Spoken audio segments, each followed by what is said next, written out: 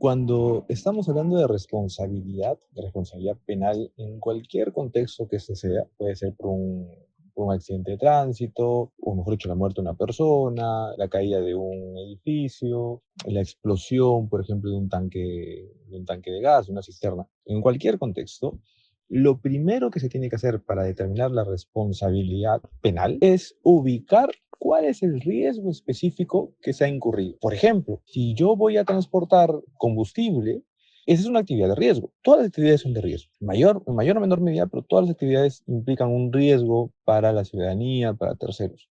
Lo que pasa es que hay ciertas medidas que se implementan, hay ciertas medidas que se adoptan para mantener ese riesgo controlado, reducido, de tal manera que uno pueda decir, bueno, puede seguir usted con su actividad económica, por ejemplo, estamos hablando de actividades económicas empresariales, puede seguir con su actividad. El riesgo que se entraña, el riesgo que esto supone, eh, ponderado, pues es bastante, digamos, es bastante reducido y los beneficios que en todo caso para toda la ciudadanía se van a obtener compensan esos riesgos, ¿no? Siempre y cuando usted mantenga esas medidas de seguridad. Entonces, lo primero que identificar es cuál es el ámbito del riesgo en el que estamos hablando. Y aquí tiene que ver mucho con qué es lo que hace algo. Por lo general nos solemos centrar en el resultado, en la lamentable muerte de una persona, por ejemplo, la amputación de una persona, de las piernas o extremidades de una persona, daños materiales.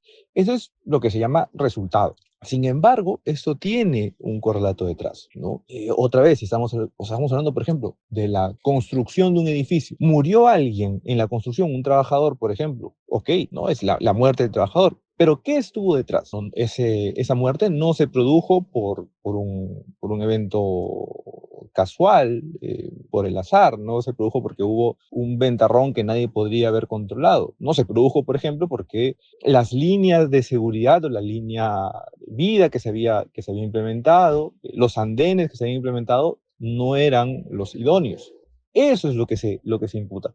Porque, por ejemplo, podría pasar en ese mismo caso que yo tenga un deficiente, por ejemplo, una deficiente construcción de un andén y por cosas del vecino no pase nada. Podría no pasar nada. Podría tener un edificio muy mal hecho y nadie sabe en cuánto tiempo, por ejemplo, que va a caer.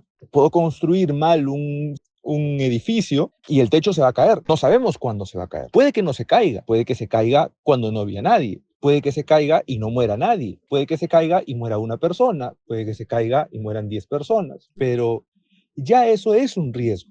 Construir mal un edificio es un riesgo suficiente. Eso es lo que tenemos que identificar en primer lugar, ¿no? ¿Cuál es el riesgo que se ha evidenciado?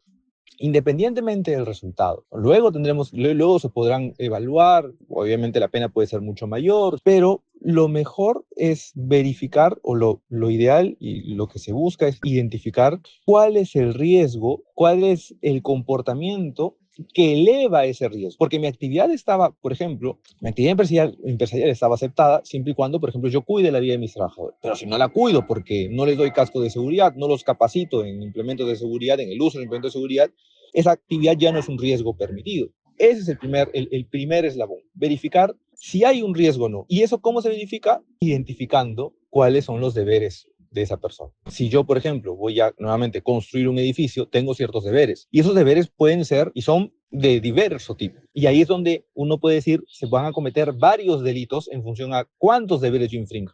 Porque tengo deberes con mis trabajadores, seguridad en el trabajo, tengo deberes con las personas que puedan pasar, con la sociedad, homicidio, lesiones, delito de peligro común. También tengo deberes, por ejemplo, con el propio Estado. No puedo obtener permisos para construir con corrupción. Entonces, eso es sumamente importante porque hay muchos riesgos que se pueden realizar y es deber del Estado, pues, perseguir y sancionar todos, ¿no? Murieron personas, eso se sanciona con el homicidio, pero también pueden haber visto afectados los trabajadores que trabajan, que es su centro de trabajo y se ven sujetos al riesgo de que, por ejemplo, el edificio se pueda caer o que haya una degradación que también lo pueda contaminar. Esos riesgos también se tienen que sancionar. Entonces, en primer lugar, identificar cuáles son los deberes, el incumplimiento de esos deberes. Y si se incumplieron esos deberes, pues eso, si está dentro de lo que algún tipo penal sanciona, como el homicidio, como las lesiones, como el delito contra la seguridad en el trabajo, tenemos lo que se denomina como una imputación desde el punto de vista objetivo, ¿no? De los hechos que ha sucedido, hay una persona que ha realizado un riesgo determinado. Luego pasamos al lado subjetivo, y aquí surge lo que se conoce como dolo y culpa. Tradicionalmente se entendió que para que a mí me puedan sancionar, tenía que querer realizar ese delito, tenía que querer matar a una persona, tenía que querer lesionar a esa persona, y eso se llama como una conducta dolosa.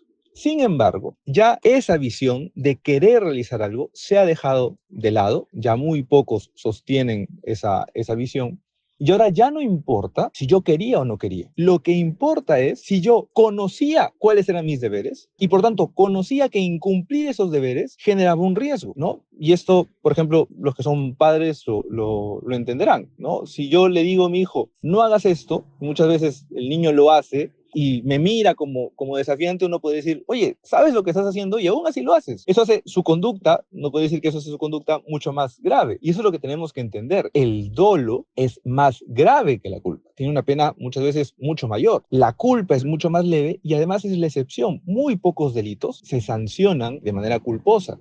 Y se sancionan, insisto, con penas muy leves. Entonces, eso nos tiene que hacer reflexionar y decir, ¿cuándo es que yo voy a sancionar un delito? Bueno, cuando la persona conoce ese riesgo, cuando conoce lo que está realizando, conoce que, por ejemplo, no darle cascos a los trabajadores o no adoptar las medidas para la construcción adecuada o no supervisar que se realice una construcción adecuada, eso obviamente todo el mundo puede conocer que ese comportamiento va a suponer que se pueda caer un techo, se pueda caer un edificio y pueda matar o lesionar a esas personas. Entonces, si yo lo sé y sabiendo no lo realizo, pues me hago acreedor de una sanción. Entonces, cuando tenemos esos dos componentes, el objetivo y el subjetivo, el comportamiento y el conocimiento de mi comportamiento, ya tenemos una responsabilidad. Ahora, lo que nos toca identificar es ¿quién va a responder? Aquí muchas veces, sobre todo cuando estamos hablando de actividades empresariales complejas, como la construcción, por ejemplo, en el marco de empresas vamos a tener la delegación de funciones. Entonces tenemos que identificar ahí quién es el primer responsable, el principal obligado. Y muchas veces el principal obligado, en realidad el principal obligado será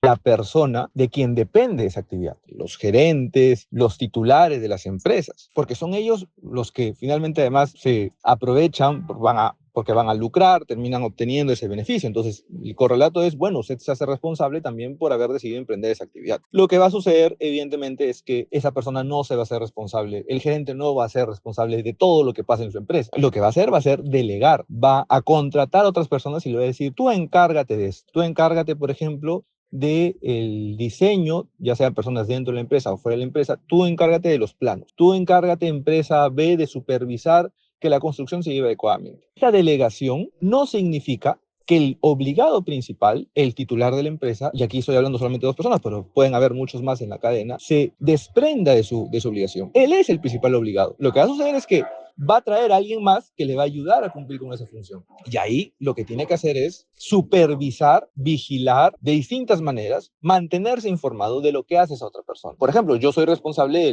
de lo que pase con mi hijo, pero a veces yo no puedo porque, por ejemplo, trabajo, entonces contrato a una tercera persona que va a ayudarme a cuidar a mi hijo de tal hora a tal hora. Bueno, eso no significa que yo me desligue, ¿no? Si mi hijo se cae, por ejemplo, y se golpeó muy fuerte la cabeza, claro, yo cuando vuelva a asumir en casa mi función, mi principal obligación es preguntar y decir, ¿pasó? ¿Qué pasó? ¿Por qué pasó? Si luego, por ejemplo, yo no pregunto, la persona que está a cargo, que yo contrato para estar a cargo de mi hijo, tampoco me dice, y luego, claro, le pasa algo y por mi falta de atención mi hijo puede fallecer, yo soy responsable. Es cierto, se golpeó durante el cuidado de la persona que está a su cargo, pero yo soy el principal obligado. Y yo tenía como deber, eso se llama garante, como garante preguntar, mi deber era preguntar, informarme. Entonces, muchas veces la responsabilidad a veces se va a eximir, o sea, una persona no va a responder porque va a decir, por ejemplo, yo pregunté, yo pedí los informes y todo estaba correcto. Pero nuevamente, el análisis va a ser individual, no cabe la responsabilidad en conjunto, no cabe la responsabilidad en bloque. Cada persona va a responder en función a cuáles eran sus deberes específicos dentro de la empresa, dentro de la cadena de mando,